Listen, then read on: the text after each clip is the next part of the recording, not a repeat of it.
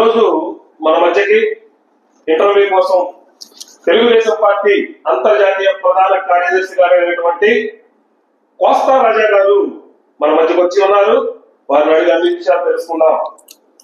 నమస్తే అండి కోస్తా రాజా గారు. నమస్తే బాగున్నారన్నా?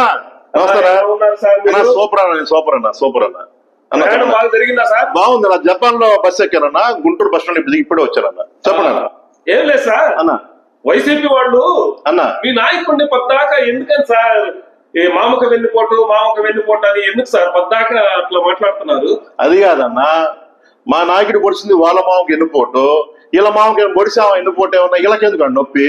మా మామ మా ఇష్టం, వెన్నుపడి పొడుస్తాం, ఏ పూటను పొడుస్తాం, మా ఇష్టం. అది ఎందుకన్నా వాళ్ళకి వచ్చిన నొప్పి? తప్పు కదా. అది కాదు సార్, ఇప్పుడు ఆ వెన్నుపోటు వల్లే ఎన్టీఆర్ గారు చచ్చిపోయారని కూడా ఆరోపణ చేస్తున్నారు. అది ఎంతవరకు కరెక్ట్ అంటారు? ఏం లేదన్నా, మా నాయకుడు ఎండిపోటేశాడు, గుండు పొడిచిపోయాడు.